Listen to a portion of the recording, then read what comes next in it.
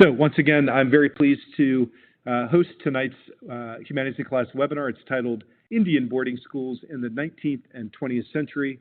I'm super pleased to be joined by two premier scholars in the field. First, Cristina Stanciu, Associate Professor of English at VCU in Richmond, and also Brenda Child, Professor of American Studies at the University of Minnesota. I also would like to thank Megan Large, who's a high school teacher in South Webster High School, South Webster, Ohio. Megan's a member of our current Teacher Advisory Council. She'll be joining us tonight as a TA, meaning she'll be in the chat box, she'll be probing and asking questions and cajoling you to offer your thoughts. She's also going to be developing some instruction that will take us to better ways to connect tonight's topic with your classroom. So with that, I'd like to first welcome Brenda J. Child, who I believe is taking a break from a very well-earned fellowship to join us tonight. Professor, can you hear me in Minnesota? Yes, I certainly can hear you. Thank you so much. And I'm going to take a minute. I'll introduce each of you as we get to your sections. Professor Stanciu, I would encourage you to remain in the audience chat and keep things popping there.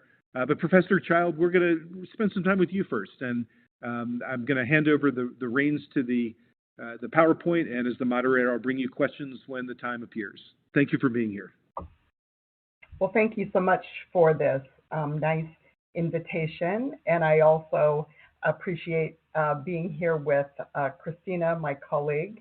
So thanks for all the work that's gone into getting ready for this evening. And also, I want to thank all the visitors and participants who are here to listen to us talk about this topic that we obviously think is a really crucial one.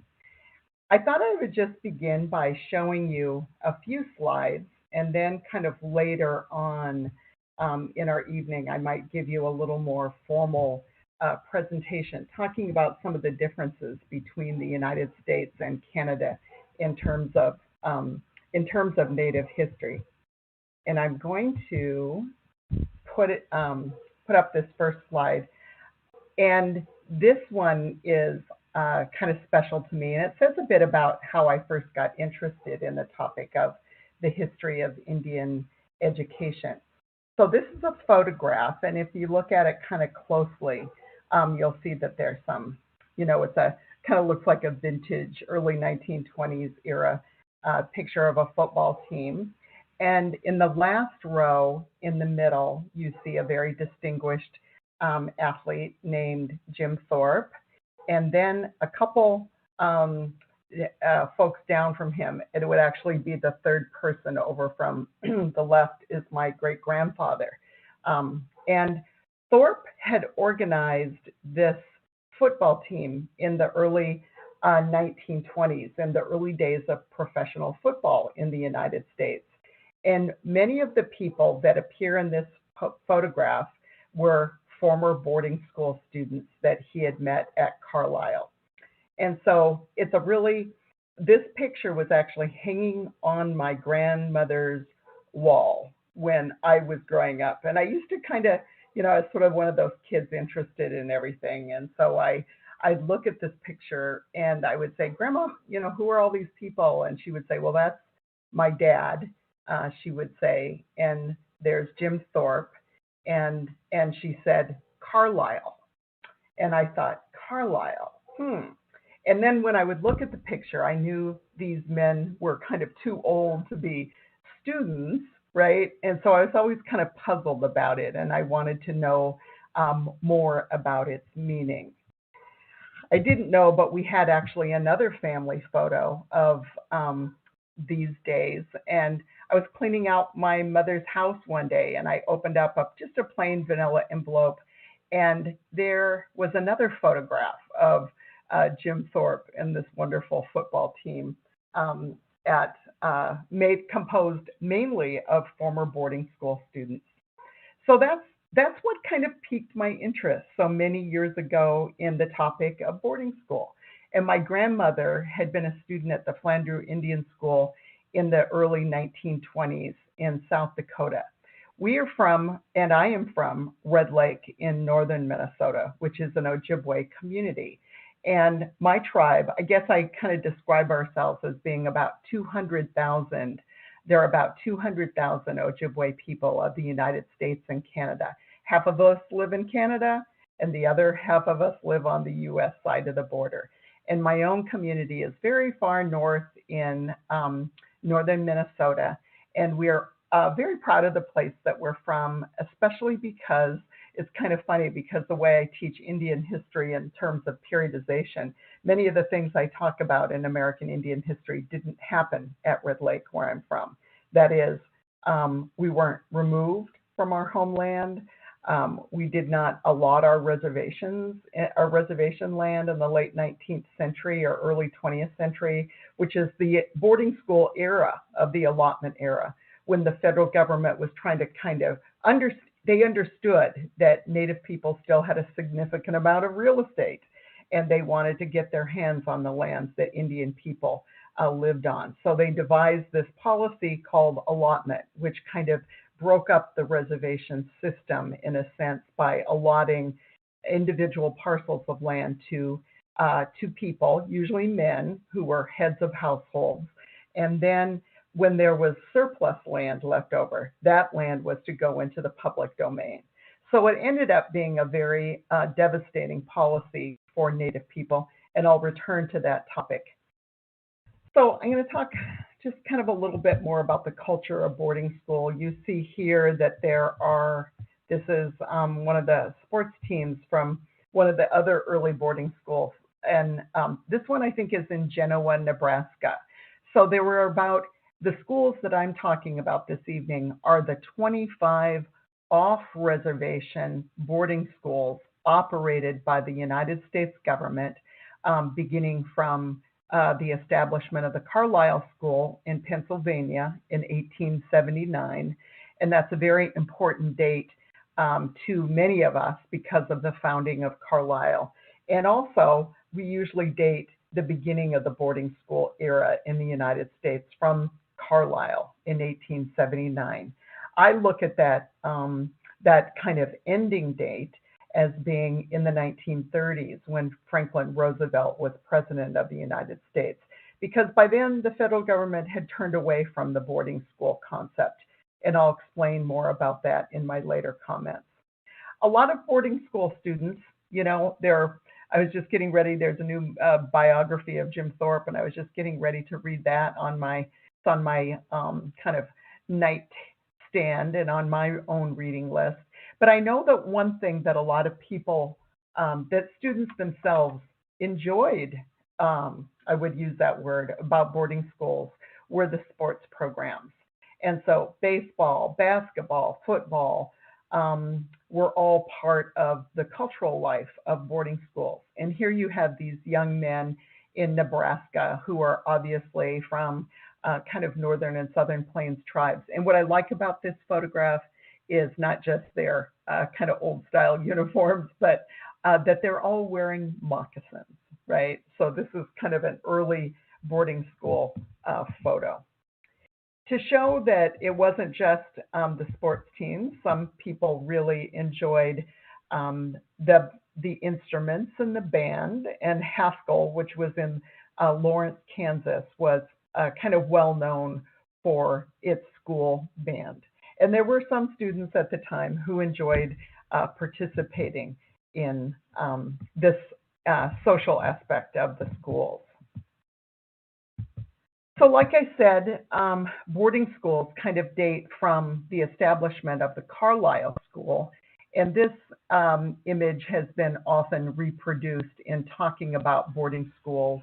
And this is a kind of what Carlisle conceived of as before and after images of Native people. They often took photographs of students who are arriving at boarding school, right off the trains, and here they are in their blankets and their more traditional attire. And then they like to take this second photograph of boarding school students to show what they might look like in either their school uniforms, or in this case, this is an image of Chauncey Yellow Robe. Here he is in his suit and tie and haircut. And this was the way that Carlisle kind of marketed itself, right, in the late 19th century in particular, in the first couple of decades of the school. They wanted to kind of show politicians in the United States and show the American public that Native people could be assimilated into the mainstream. They were good candidates for citizenship, and you could actually see the physical changes in these before and after images. Down below, you see the little artist rendering of a teepee, and now on the other side under Chauncey, the civilized house he would come to live in, something like this, right? A big two-story house with, very typical of a kind of prosperous American home of the late 19th or early 20th century. And so this is what the boarding school, like I say, the kind of marketing the boarding school kind of consisted of in the late 19th century. I'm also going to show you a slide of another school. This is I think this is the Flandreau School. I don't have it marked here, but I studied Flandreau in South Dakota and Haskell in Lawrence, Kansas. So it's one of the school buildings. And so you see a few students standing in front of the school buildings, and these are boys in their uniforms.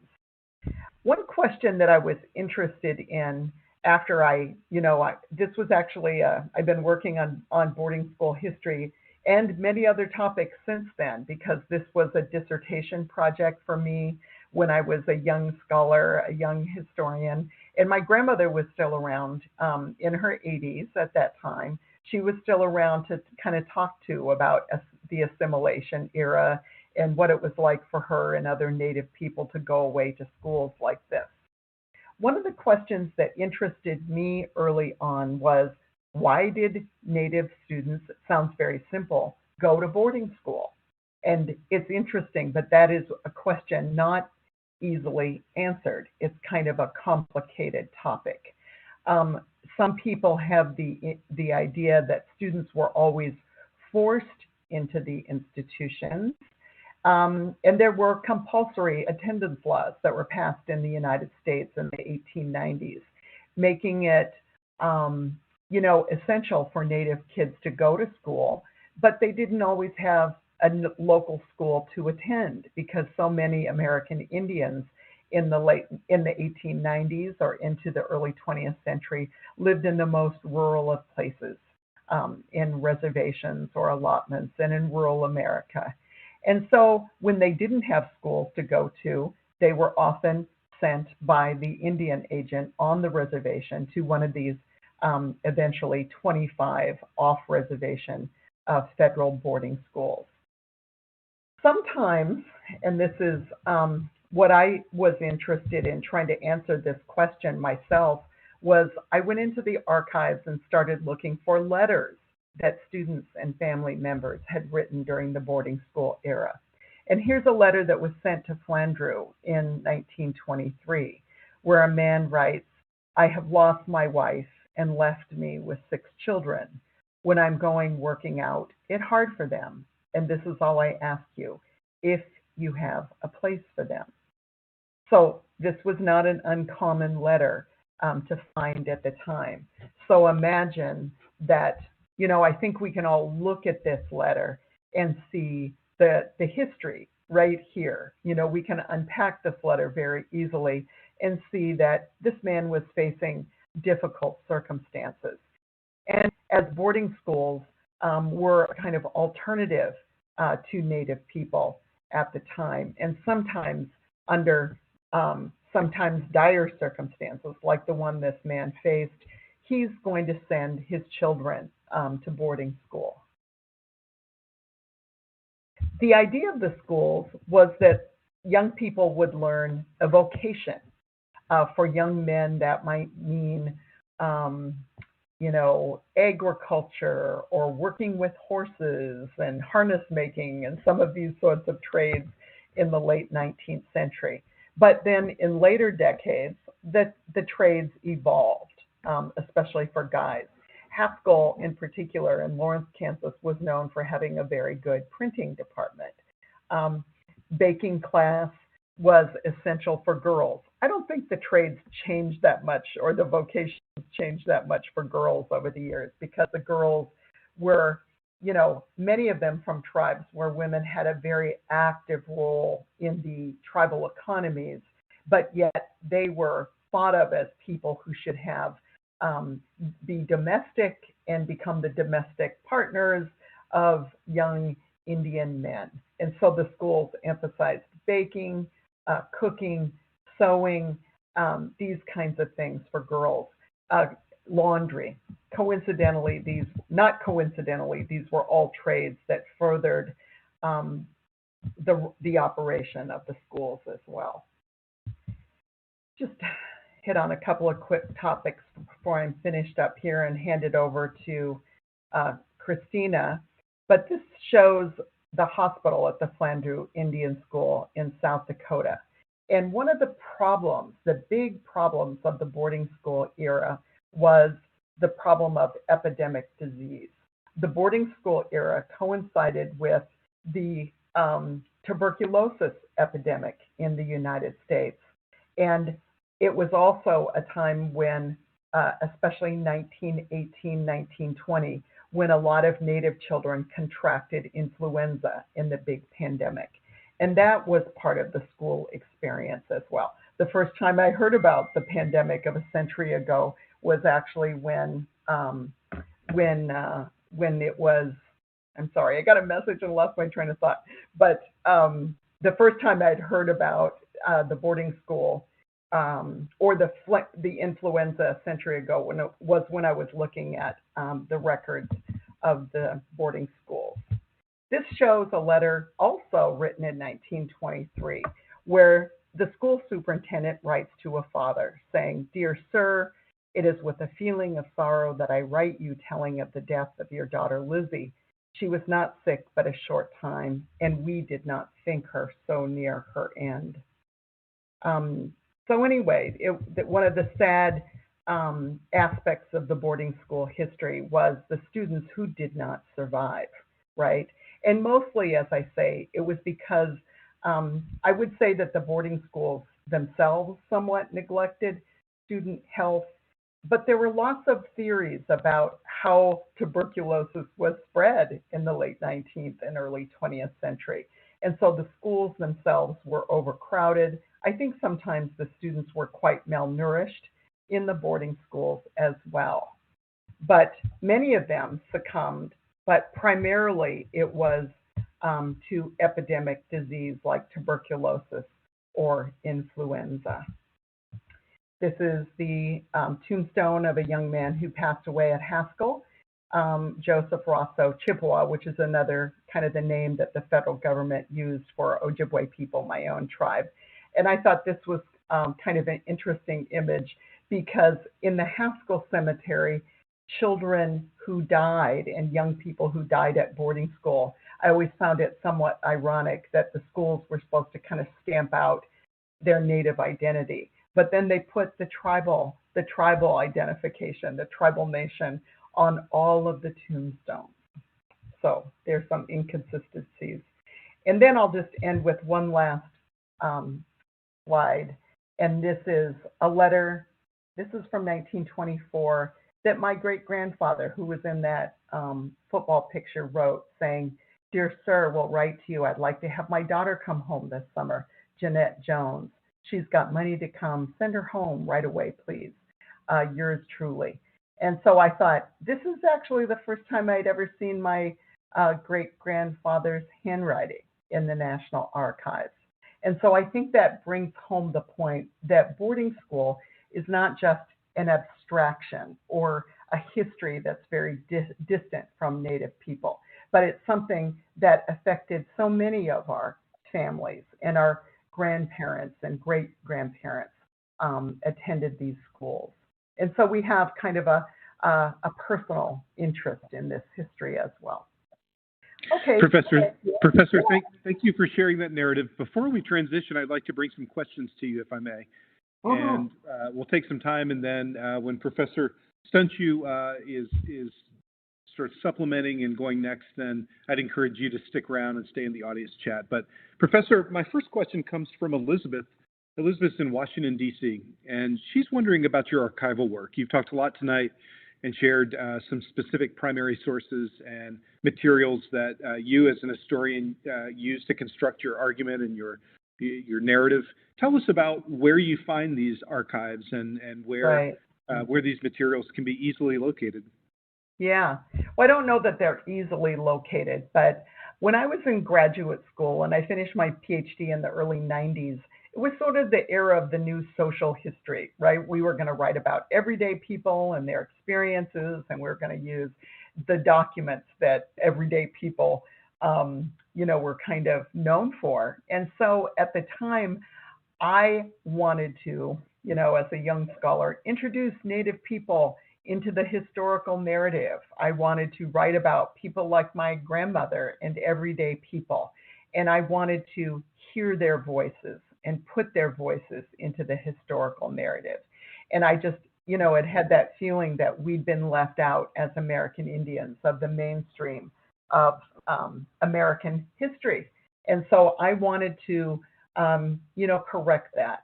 And so when I went into the archives, I was trained as a historian, so I went into the archives, but I looked for letters. I went into the National Archives. They were kind of the emptied out file cabinets of former boarding schools. And I looked for letters and I found them.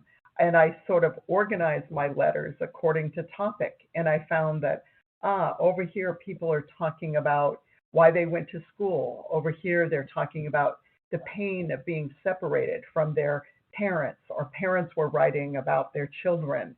There was the topic of illness and death, which ended up being a chapter in my book. And if I would get depressed with some of these letters, I would cheer myself up because I archived many letters that were about resistance and runaways. So these documents are in the National Archives, and I feel like I went to the same places that most American historians go in order to do research. Thank you. This next question comes from James. James is in Los Angeles, and he wonders, did Native Americans want to be assimilated? He feels like there are many different schools of thought on this. Well, I think that's a very complicated question. I guess my answer would be no. They did not want, they wanted to maintain their cultures, their languages, their, spiritual traditions. But that was very hard for Native people in the reservation era, right? In the late 19th and early 20th century. And there was a lot of pressure put on Native people to conform. So I would say, for the most part, the answer is pretty unambiguous. I would say no, they did not want to assimilate into the mainstream of American culture. And I think so often of Vine Deloria, the great legal scholar, who said, much of the struggle of Native people in the history of the United States when it comes to their kind of civil rights is a struggle to remain apart from the United States, right? And so we want to maintain our languages, cultures, our unique histories, and we want our homelands. And we want to be able to do these things in our home places. At the same time, to complicate this a bit, Native people wanted jobs. They wanted sometimes an education. Sometimes they wanted to learn to speak English, right? And so they wanted education at the same time. But it's not really the same thing, right, as what the federal government had in mind for Native people. So just because a Native person went to a boarding school doesn't mean that they or their families wanted assimilation. Thank you. This next question comes from Andrew. Andrew's at the Ardsley School in New York, and he asks, what department of the U.S. government was responsible for spearheading the development of these boarding schools? If it was the Department of Interior, was it Rutherford B. Hayes's Interior Secretary, Carl Schurz? Yeah, so Schurz and generations of people, I think, were responsible for the schools. And of course, they did eventually come under, Native affairs in the 19th century was often under the Department of War. And so Carlisle, the first school established, was established in an old military barracks, and the man who ran it was a military man. So we do have that history. But the boarding schools I say the boarding schools lasted up until FDR, even though I can talk about how they evolved in that era. But during that time, there's a lot of change, even during a half century in policy in the Indian office. So I would say the early people in the 19th century were quite interested in Native peoples and the lands they possessed. The people who ran the Indian office in DC had similar goals. And then things start to change and evolve in the 1920s and the 1930s. And so there were different people who oversaw schools. And so in the 1930s, cultural pluralism was kind of more the view of the Indian office. And that was very different from its kind of 19th century history. Thank you. Just a few more questions and we'll transition. This next question comes from Sherry. Sherry is in Spartanburg, South Carolina, and wonders what role the boarding school played during World War I. Right. Well, that's a really, really excellent question.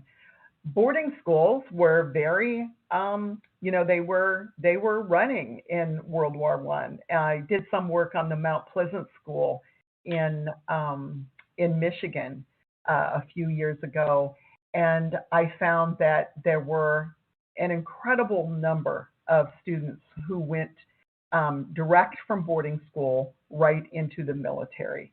And I often think, well, they already had uniforms and were in military type school, so perhaps this is the reason.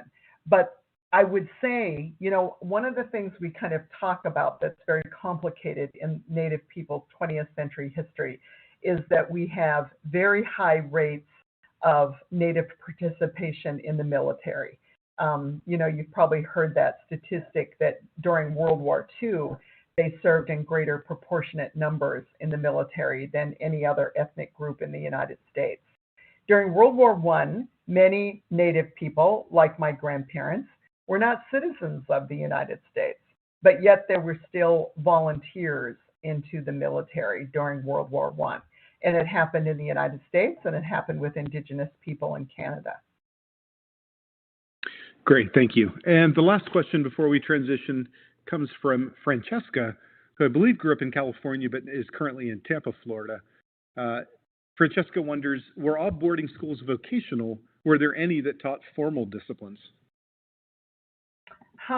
Formal disciplines. I'm not exactly sure what you mean by formal disciplines, but I will say that most of the boarding schools had very similar curricula. Mm-hmm. And that is young people might spend half the day in kind of a classroom setting.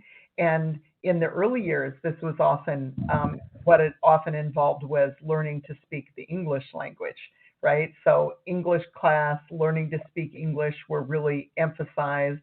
So a basic kind of grammar school education, mathematics, and that kind of thing. And then students transitioned to these vocational trades in the afternoon, many of which, as I said, helped run the schools and keep them operating.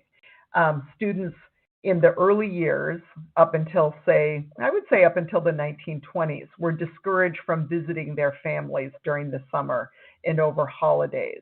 And so boarding school students were expected in that time to kind of spend about 4 years at school without seeing their families. But it was kind of more of a basic grammar school education. And I think about my grandmother, who learned to speak English and was bilingual. And it's kind of funny, but this is sort of one of the aspects of the reservation system that I would say was really important for Native people. My grandfather, her husband, did not speak English. He was Ojibwe speaking. And so I always know from kind of the research that I did on them during the reservation era that she was a more influential person than he was on the reservation because she could advocate for her family, she could write letters, she could go up to the agency and communicate with people about her family's needs. And so working the English language was really important in learning to work the bureaucracy of the reservation system. Fantastic. Professor Chow, thank you so much for walking us through this half of the webinar and this narrative. We're going to turn now to Professor Cristina Stanciu from Virginia Commonwealth University. We're going to advance the slides there. Hey, Cristina, can you hear me in Richmond? Yes, I can. Can you hear me? Yes, thank you. So I think you've got a sense of the pace of tonight's webinar now, and I appreciate you being so active in the audience chat box. Why don't you move forward with your slides, and then again, we'll stop at different points and take questions. Okay, sounds great. Good evening, everyone. Thanks so much for being here in such great numbers, and thanks to Andy for the invitation and to Brenda for graciously accepting to join us. I'm a big fan of her work. So I'm joining you from Richmond, as Andy mentioned, and I'm a guest to these lands. I'm a naturalized immigrant from Eastern Europe who teaches, studies, and works with Indigenous communities in Virginia. And as many of you know, the Commonwealth of Virginia was one of the first points of contact between Indigenous peoples and European settlers. And now Virginia is home to 7 federally recognized tribes and to 4 state-recognized tribes. So the first part of my presentation, I think because we will be running out of time, I'll combine my 2 segments. I'll pause to take some questions, and then I'll move on into my second segment, and then Brenda will come at the end and sort of help us wrap things up. In part 1, I'd like to focus on my recent work on Native students' negotiations of boarding schools through print by looking at print archives, periodicals, children's letters, and the literatures they produced. And in the second segment, I will share some preliminary ideas from a current project I'm working on, which is a comparative study of boarding school literature. This is actually a genre, right? There are books published by university presses on boarding school literature in the US and Canada, which emerged from teaching these materials to undergraduate students at my institution. And I hope the teachers on this call will contribute questions and ideas that will help me shape the final manuscript, which is aimed for a broad audience. And I know Andy will help me distribute some of the questions I have for the teachers. Let me move on to my first slide, which I think now, having Brenda's wonderful introduction, will make so much more sense. So I'd like to share 3 maps, and I'd like to thank the NABS, or NABS HHC, the Native American Boarding School Healing Coalition, which has great teaching resources, and the first 2 images here originate from their sources. This is for their high school curriculum. And some points I'd like to draw your attention to that might be relevant to our conversation. You've already heard some things about the Indian Civilization Act of 1819. I'll say a few more things about that. The first Indian boarding school opened in 1879. As you can see, the Merriam Report of 1928 had a lot of impact in the closing of the boarding schools. And in the second slide, probably relevant for our discussion today, is this 1978 American Indian Child Welfare Act, which some of you who are following the news may follow that this case is now in the Supreme Court, and it would be interesting to see what happens. Another interesting thing to note here in this map is excuse me, let me see my slides here, is the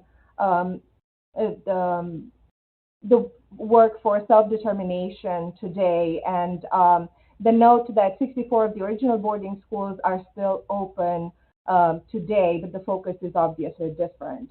I will share these slides with you, so I'm sorry I will rush through some of them a little bit. But I wanted to share a third slide, which was included recently in the Federal Indian Boarding School Initiative investigative report submitted to Deb Haaland, our Secretary of the Interior, in April this year. And this is a report, this is a federal report, remember. And it noted that between 1819, right, remember when the Indian Civilization Act was passed, and 1967, the United States operated or supported 408 boarding schools across 37 states or then territories, including 21 schools.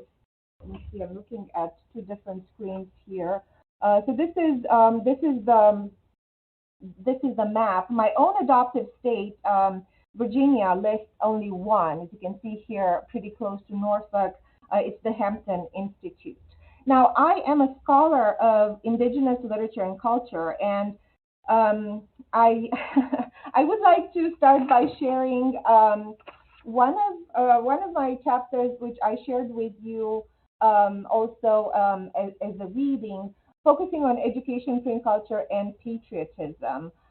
This is the topic of my forthcoming book, and I know my publisher will be very happy that I'm sharing this. This is coming out very soon. But really, the chapter I shared with you engages with a key archive in the book, which is the records of Carlisle Indian School, that first federally funded off-reservation boarding school. And in that chapter, I look at letters from Carlisle and to Carlisle and other federal boarding schools, and I look at writing and reading practices in boarding schools, which I think mitigated some of the damage that industrial training did to Native students. Somebody asked if there were other schools that taught formal disciplines, right, in the previous Q&A. I don't think so, but I think we can get glimpses of this education for empire, right, or education for Americanization, I call it, from these archives. Why was Native student writing complicit with the institution's ideology, I asked. Why why did students write such effusive letters to Captain Pratt, right, the founder of the school? In European and white American context, as you know, boarding schools were sites for educating the children of the elite. Somebody here in the chat mentioned that, you know, they went to a boarding school in Massachusetts. And as Brenda and other historians have shown, early Native education was also complicit with the theft of Native land and resources. And as such, these institutions left a legacy of physical and emotional trauma, which still affects subsequent generations. Western educational systems tend to equate education with schooling. In Indigenous communities across the world, however, generations of Native children have been educated and nurtured close to ancestral lands with an acute sense of responsibility to fellow humans, animals, and the earth. The practice of separating Native children from parents originated in the 16th century when the Roman Catholic missionaries established missions to civilize and convert quote-unquote heathen children to Christianity. The goal of colonial education was to Christianize, and like their federal counterparts later, the mission schools were hard on the young Native students. And like the federal boarding schools, they ultimately failed. But missionaries kept records in English, including Native students' writings, and that's a really interesting archive that scholars have looked at. Federal Indian policy emphasized total assimilation, as Brenda has pointed out, through the acquisition of English, vocational training, Christianity, and the gendered project of the nuclear family. And formal education away from home was the main instrument of turning Native children into Americans. And I wanted to share with you a local image here. This is an image by Pamunkey artist, William and Mary Indians, 2016, referring to Brafferton Indian School, which many of you may not know, was founded in the early 1700s at William and Mary. And I think it's really a hidden treasure trove of archival materials. as Brenda has shown in her books, in boarding school seasons and other articles, students performed many forms of manual labor, working in laundries, in school gardens. We've seen some campus buildings in disrepair. And they also served this logic of capitalism, right? The girls were trained in Euro-American domestic skills, cleaning, sewing, cooking, and preserving food, and the boys learned agricultural skills. There was a question earlier about Secretary of Interior Karl Schurz, and I found this, in my research, a very callous estimation he made in the 1900s, saying that it was more expensive to kill a native person in warfare than to educate a native child. It cost only $1,200 to give an Indian child 8 years of schooling, whereas wars were more expensive. So let me go to my next slide. I won't stay on Pratt for a long time.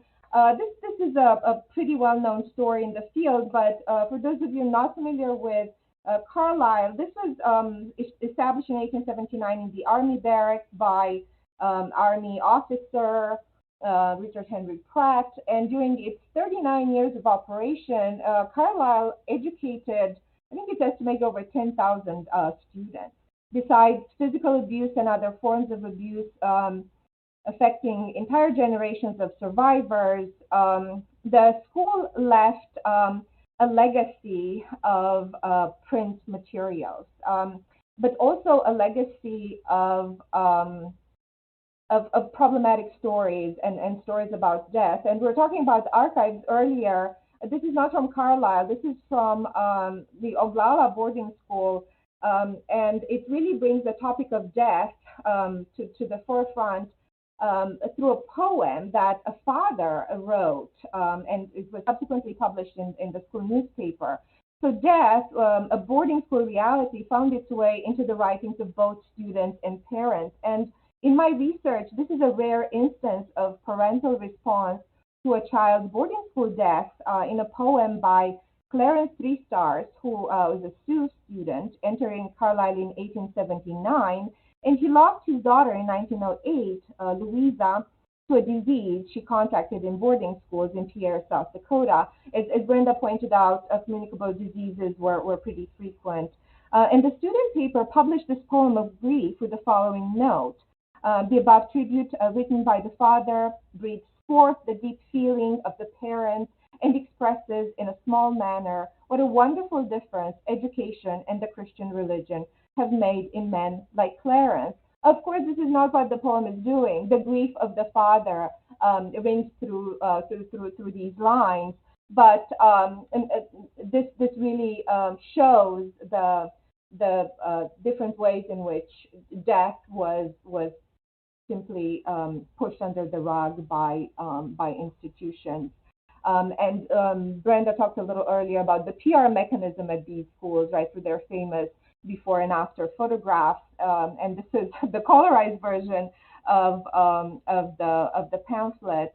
I studied patriotism because my book is about Americanization. I really focused on some of these coercive ways in which the students were interpolated into this whole patriotic discourse, and this is quite fascinating. So a word on print culture before I wrap up this section with a few thoughts on patriotism. The students, as I mentioned earlier, left behind quite a significant, if incomplete, archive, and a history of the book scholarship looks at the materiality of textual production, showing how the words to and from Native communities in this period may serve as correctives to previous histories where such voices were missing. Going to my next slide, this is an image of the printing shop at Carlisle, and you may imagine that perhaps Native writers began writing, at the end of the 19th century. Well, in fact, American Indians throughout the United States produced literary periodicals long before the publications at Carlisle, which I'll show in a minute. And as you see here, between 1826 and 1924, over 200 native newspapers and periodicals were published in the United States. And these are just some examples showing that, the periodicals appearing at Carlisle were part of a continuum, right? Less than 3 months after Carlisle opened its doors, the school issued its first publication with a bilingual edition, and this is the first one on my slide, in English and Lakota, Edo Keata To, or Big Morning Star, which published all sorts of articles on civilization, progress, and you have examples here from the Red Men or the Red Men and Helper. These publications are interesting and problematic at the same time, but publications like the Indian Helper published a poem reproduced on almost every issue, occasionally by Native students. And some of them are problematic because they reproduce the ideology, right? I will try to speak English always, right? There were poems on English speaking, but other poems occasionally expressed some dissent. This is an interesting scene of reading collected in the Library of Congress. This is a poem I really like. I wanted to share with you. It's called My Industrial Work, and it's a student responding to a teacher's prompt for a composition. The budding poet did not write for publication, yet I think there's a striking absence in this rendition of manual labor, which is what happened, quite a lot. Although students were trained in, all these vocational trades, occasionally they had time for reading and writing. And I'd like us to remember that because it wasn't just manual labor. Some of them joined debate and literary societies. Carlisle had the Mercer Literary Society or the Susan Longstreet, both for boys and for girls. And somehow literature found its way into students' industrial daily work. So it wasn't just about the whistle and, this regimented life, right, and this industrial position. It was also about other things. I have some images here of the first class of graduates and a few other graduating classes. Although hundreds of students entered every year, or thousands later, very few students actually graduated. This is something my students always find very surprising. This is a fifth class of graduates, and this is a group of printers at Carlisle. One of the last slides in this section I'd like to share with you is the Carlisle Indian School Library, which is interestingly empty, which I'd like to compare to other scenes at Carlisle, like the school kitchen or the sewing room. This is at Fort Totten, North Dakota, which actually are populated. So I think there's something wrong with this. But the Carlisle Library, to me, and looking at students' work, I read it as an alternative space or an escape from the chores of daily life. This patriotic scenes, as I mentioned earlier, were quite frequent at Carlisle, and saluting the flag is something, and the Pledge of Allegiance. And as a new immigrant, I learned this from my children now, who have to do that at school every day, and we talk about these things at school. Through daily phonic drills and dictation, the native child was taught English and skills for self-sufficiency alongside patriotic symbols. This is one of my favorite poems I wanted to share with you. It's a poem from The Red Man and Helper, published in 1903 by Kate Hamilton. And the poem is set below an image of an eagle framed by the words America, as you can see.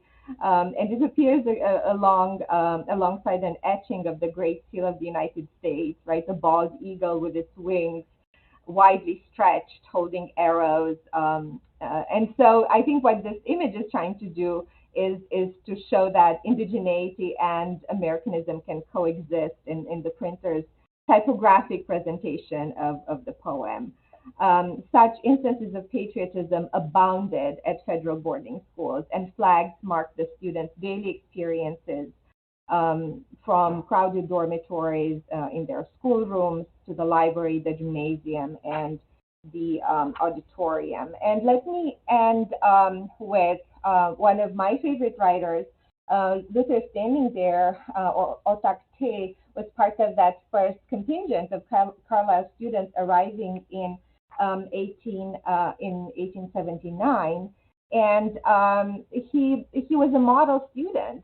His letters to Pratt are very effusive, calling him dear school father. And later in life, he, of course, understood these things very differently. And in his autobiographies, My People, the Sioux, and Land of the Spotted Eagle, published in the 20s and 30s, he wrote about how he unlearned, he ended up unlearning what he was taught in the boarding schools over the years. And he proposed that the Indian can save America by becoming his own historian, giving his account of the race.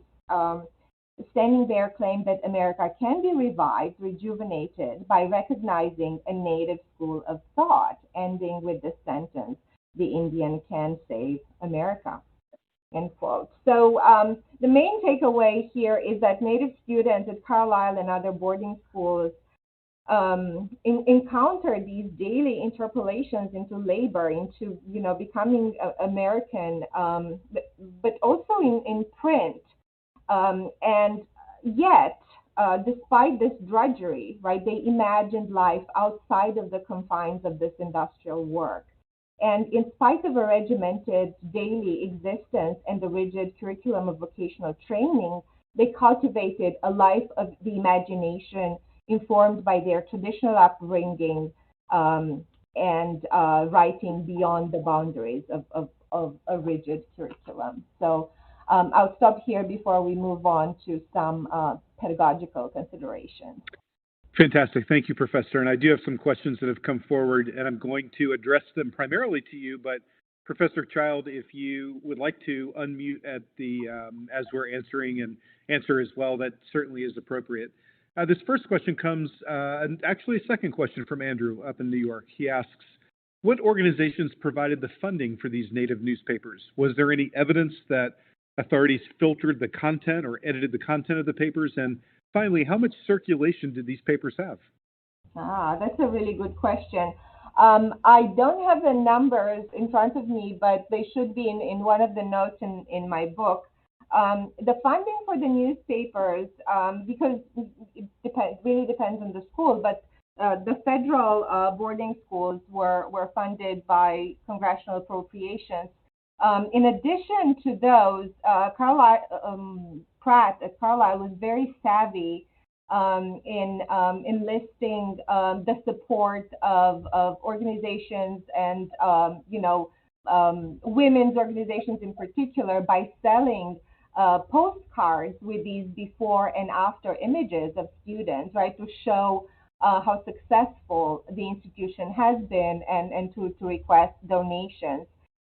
In addition, the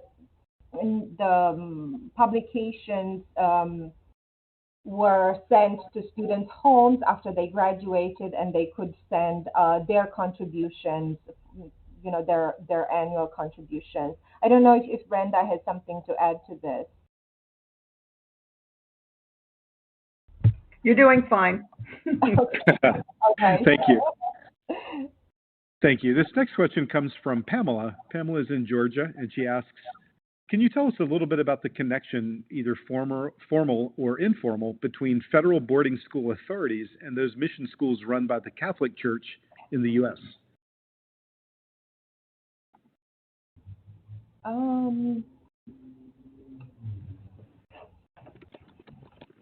I think this is a difficult question to try to answer in a minute or so. Connections in terms of ideology, I think they were similar in instilling, the same Christian, Euro-American values. In terms of the damage they did to students in boarding and residential schools in Canada, I think the story is quite different. And I think we'll get to that in the next segment. Okay, fantastic. Fair enough. Thank you. Let's do one more question, and then we'll move to the pedagogical section this last half an hour. We've got about 25 minutes. This question comes from Lois. Lois is in Grants Pass, Oregon, and she starts and then asks, Agnes Baker Pilgrim from the Takelma tribe here in Oregon, and also known as Grandma Aggie, was one of the 13 indigenous grandmas. She gave me, Lois, another perspective of her boarding school experience. She said that in some ways, putting all the children in boarding school taught them about their culture because they were all in one place. Did you, Professor, see any recovery of Indian culture in Indian boarding schools? Definitely. And I think as Brenda has written and other historians have shown, we can see that in later generations of boarding school students, not the first couple of decades, which were, to my mind, experimental.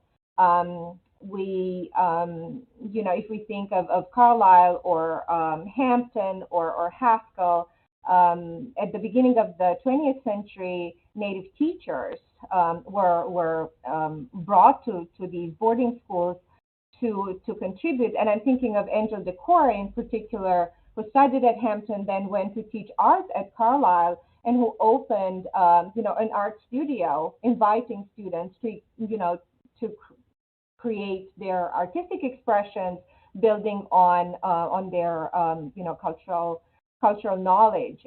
So the language of art in that sense was, a common denominator. Great. Well, again, we've got about 20 minutes now, so why don't we move forward? I'll remind the audience to drop any formal questions, including you, Beth, into the Ask the Professor tab, and we'll bring them forward in the last 5 minutes. Great. Thank you, Andy. So I showed this map early on with the count of U.S. boarding schools, and I'd like to share with you this map, which originates in the Truth and Reconciliation Commission in Canada. Maybe I should start by going back to a comment made in the chat earlier, asking why haven't we learned this before? Why don't our students learn this stuff? Students across the U.S. today, including my own at VCU, when exposed to Indigenous histories and literatures, express a sense of betrayal at not being acquainted with these materials in their American literature or American studies classes. Yet, American history and literature classrooms remained mostly silent about the boarding schools. As Jenna Kuntz's newspaper story I shared with you from 2021 shows, almost half of public schools across the United States make no mention of Native Americans in their K-12 curriculum, and 87% of state history standards do not discuss Native American history after 1900. Only 5 states mention Indian boarding schools in their content, in their state content standards. And these are Arizona, Washington, Kansas, Oklahoma, and North Dakota. A few months ago, I received an email from Dr. Kyle Griffith, Assistant Superintendent of Instruction and General Services at the Nowe Intermediate School District in Michigan, who told me that he was pressing state legislation to include Indian boarding schools as part of the 6 hours of instruction on genocide in the state of Michigan, at present listing the Holocaust and the Armenian genocides as examples. And he also asked me for materials and the reading list. Although my own state is now actively trying to revert to an American exceptionalist curriculum here in Virginia, I was able to teach a course on the literature of the boarding and residential schools twice.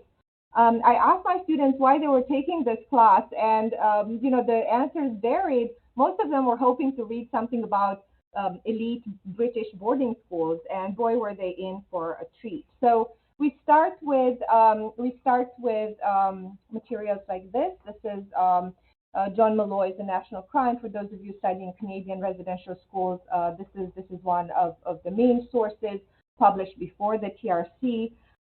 We talk about things. We start with Brenda's book. We talk about Roxanne Dunbar-Ortiz's recent An Indigenous Peoples History of the United States, now available in a version for young adults. And after these introductions, we dig a little deeper by looking across the border at residential schools in Canada. We talk about the Truth and Reconciliation Commission in Canada and reflect on child removal in both countries. Some of the questions my students ask include, why don't we have a TRC in the United States, right? Or do we have a TRC? The answer, I think, is complicated. I say yes and no. No, because there is no such federal commission, and yes, because there is a state Truth and Reconciliation Commission formed in Maine in 2012 to investigate how Native Americans in Maine were treated by the child welfare system from 1978 to 2012, and this is explored in the documentary Dawnland, the first government-endorsed TRC in the United States. But as a teacher, one of the most interesting and challenging exercises in studying the Canadian residential schools is reading and discussing the volume called The Survivors Speak, published in 2015. The TRC in Canada took on the task of public education and reforming the dominant historical narrative of the state, which we haven't yet done in the US.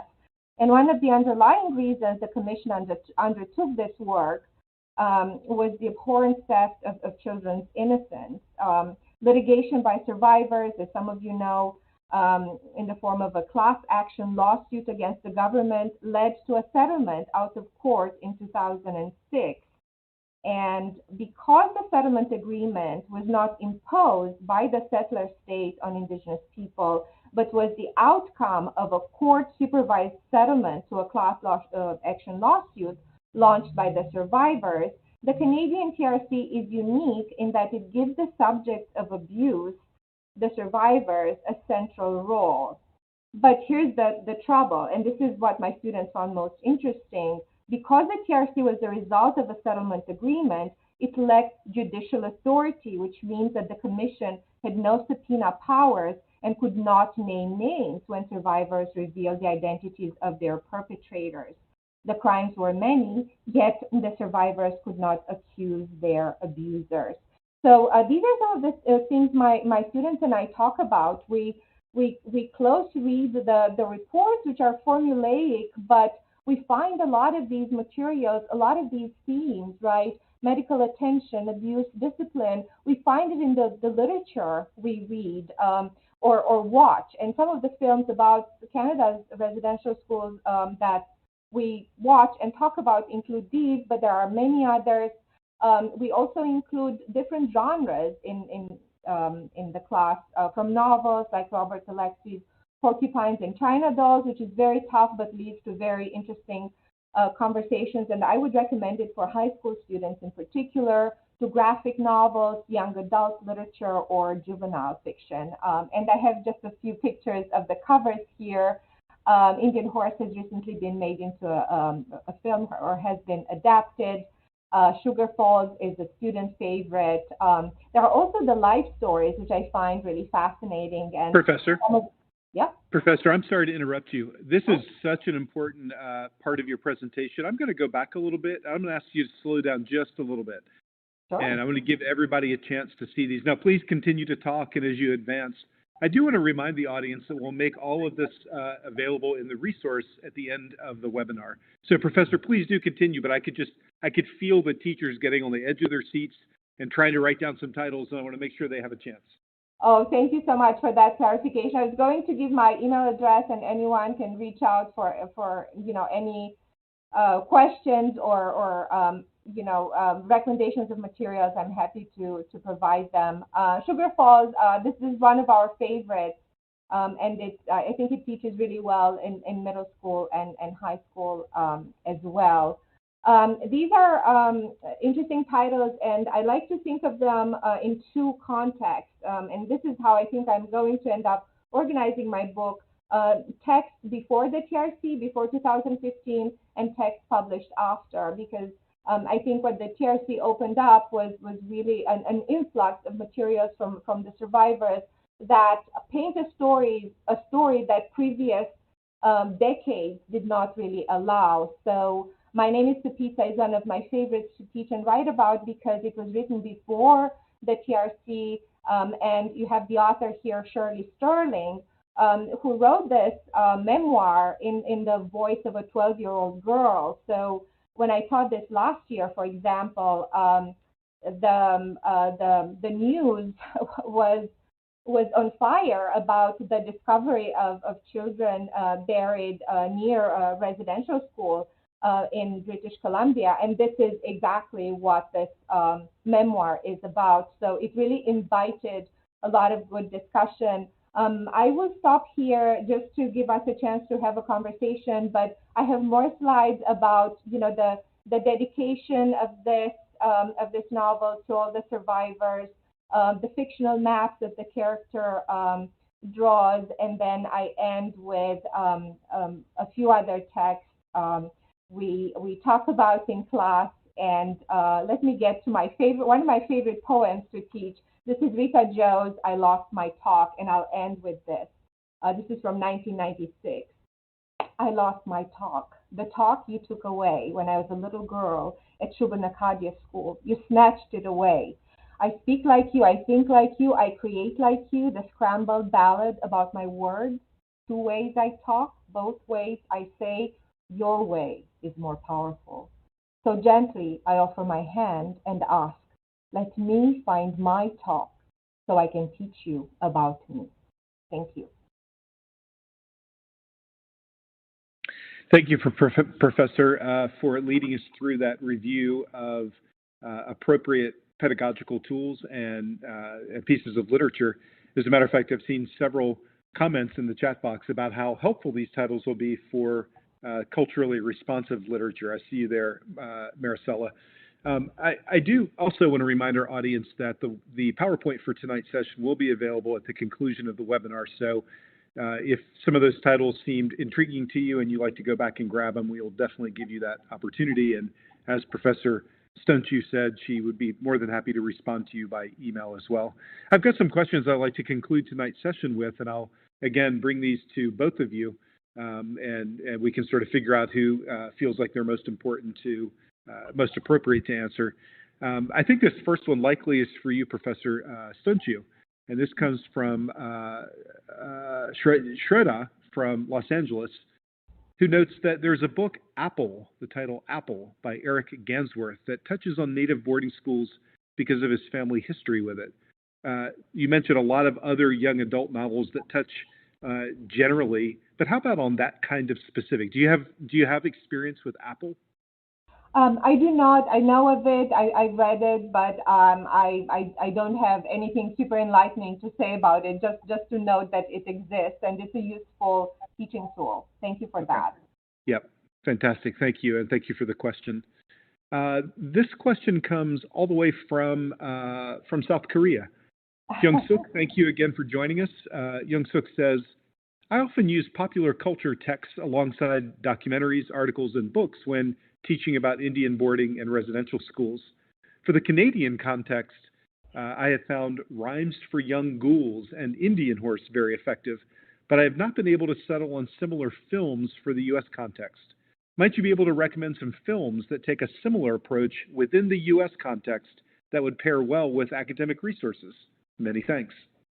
Yes, thank you. This is my friend Kim Suk. We go a long way. Thanks so much for being here at this hour. As you know, our Spears Don't Speak English is very problematic. There's an earlier documentary in the White Man's Image, even more problematic.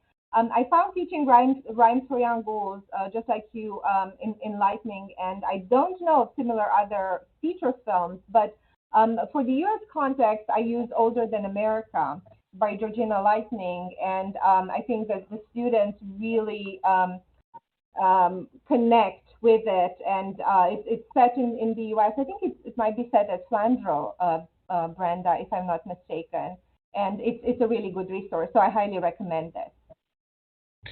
Great, thank you. This next question comes from Beth. Beth is at Garrison Forest School and asks, were independent schools like Mount Hermon in Massachusetts part of this federal program, or was their program separate? I do not know. I will defer to the historian.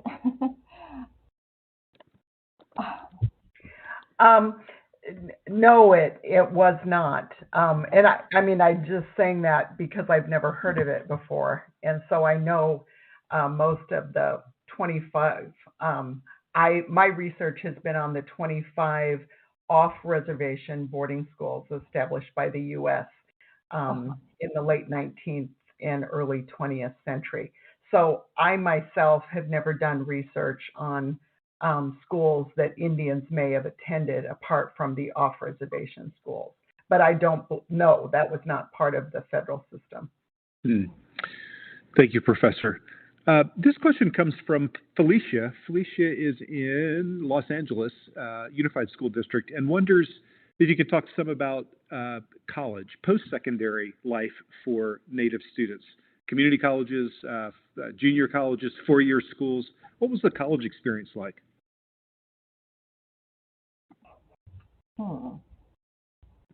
What was or what is?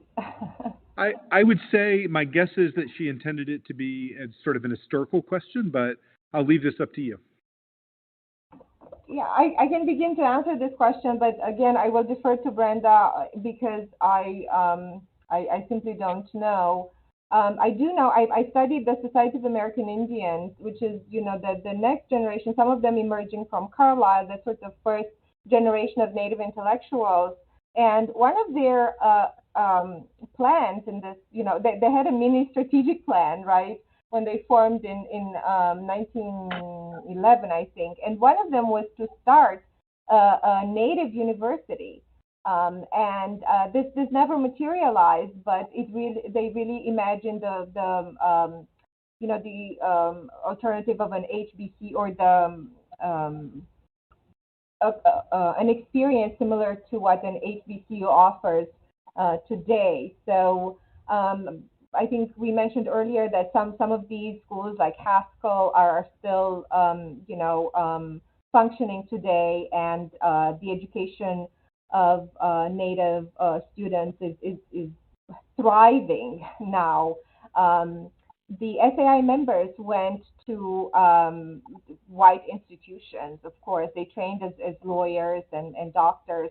One of the women I studied earlier, I wrote on Laura Cornelius Kellogg from Oneida in Wisconsin. She went to off-reservation boarding schools, and then she went to the University of Wisconsin and to Cornell, right? And in the 19-teens and 20s. So, yeah, that's all I can offer.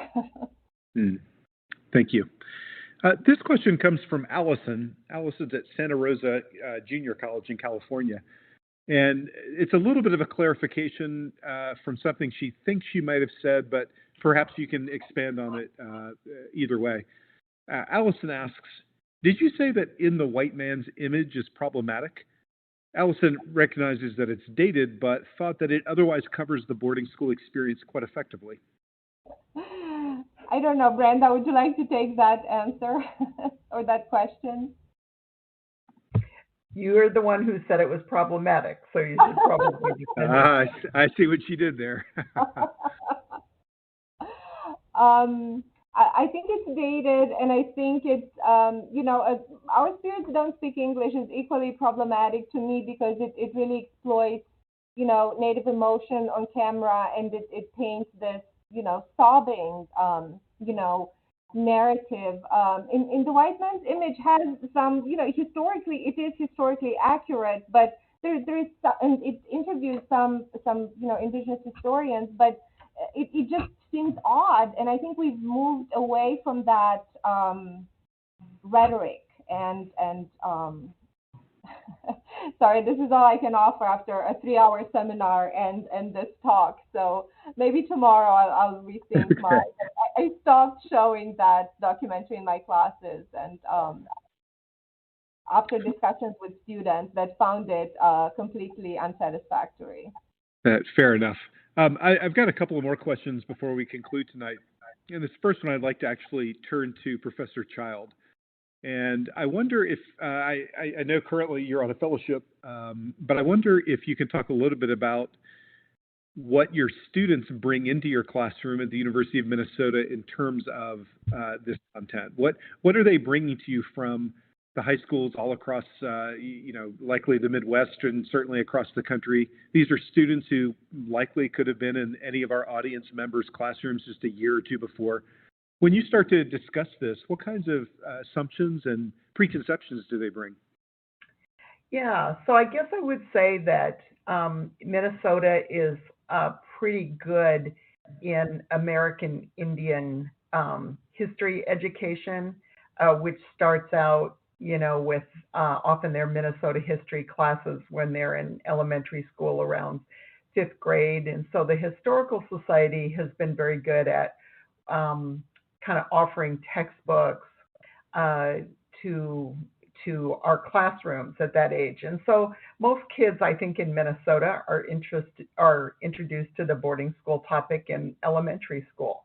So I find that most people coming into the university know about it. When I teach a course on the history of Indian education, I often have a kind of majority Native students in a class like that, and they are kind of drawn to the topic. One of the things that I've been kind of warning against, I think, in our classes and in some of my teaching is that the topic of boarding schools has become a very sensitive one for Native peoples, and I guess I would say some of that has to do, I kind of wrote an article about it that I think we suggested as one of the readings called The Boarding School as Metaphor. And even though we're talking about the United States and Canada tonight, I think it's very important that we don't kind of cross-pollinate too much in our curricula dealing with those topics, because there were a lot of differences in the histories.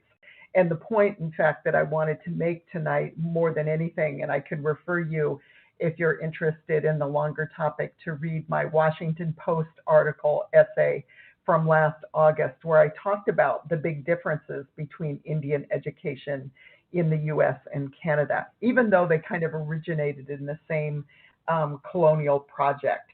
But it's important to note that the two systems differed in design and scope. And first of all, Canada farmed out to Indian education to organizations like the Catholic and Anglican churches. In the United States, the federal government ran boarding schools. And also in Canada, residential schools continued for a half century after their assimilation model counterparts in the United States began to close down, which I am suggesting we should kind of stop. That we should kind of maybe conclude the boarding school era with the 1930s, because that's the era in which most American Indians began attending public schools. And so, and boarding schools continued, as I say, another half century in Canada, the residential schools there. So there were a lot of big differences. And so we don't want to assume in some of this kind of literature that we're mentioning tonight, that this is the same historical experience for Native people in the U.S. and Native people in Canada. Fantastic. Thank you. Last question. I'm actually going to take 3 or 4 comments and questions. I'm going to mix them together for this final question. And again, I invite either and both of you to respond. Teachers care a lot about language. They care a lot about how they refer to things and how they can be most appropriate and most accurate and most respectful. And several teachers, Ben, Carrie, Monica, have asked and are wondering, what's the most appropriate name or title now to use? Is it Native Americans, Indigenous peoples, American Indian? What should we be using as we refer to this culture? I don't think we've ever really figured that one out. And so I must say that most U.S. historians still use the term American Indian, as inadequate as it is. There was a trend in the 1970s to use the term Native American, but I don't know that that's necessarily a better term. We tend to use the term Indigenous people frequently today because we are so kind of connected around the globe, Indigenous people. You know, the organization that I'm most deeply involved in as a scholar is the Native American and Indigenous Studies Association. It's kind of based in the U.S., but we're having a meeting in Toronto in May. A couple of years ago, our last meeting before the pandemic was in New Zealand, and where we have so many Maori colleagues and other colleagues across the Pacific. Sami people from Scandinavia come to our meetings. And so we use this term Indigenous to kind of refer to the broader, population of Indigenous people around the world. And so that tends to be where we use that. But I don't think we should worry too much about which one of those is the perfect term. And of course, I will appreciate that you use our names for ourselves. For example, yes. I'm Ojibwe. And so, that part is important. We don't want to kind of lump ourselves all together, and we have to, bear in mind that there are over 575 federally recognized tribes in the United States alone. So it's complicated. Yes. I love that answer, Brenda, and I always urge my students to find out what nations or what tribes, right, they're referring to. And, for the teachers here who would like to do a follow-up exercise, you might just consider looking around your state and seeing what federally recognized and state recognized tribes there are, their names, learn them, teach them to your students, and, try to become involved in some way or another. Professor Brenda Child, Professor Cristina Stanciu, thank you so much for leading the conversation tonight. We appreciate your research and your work and your willingness to share it with us tonight. Thank you to you both. Thank you so much. Thank you, Andy. And thanks to everyone. Please follow up with any questions or suggestions for what you'd like to see in a book your students might be interested in reading.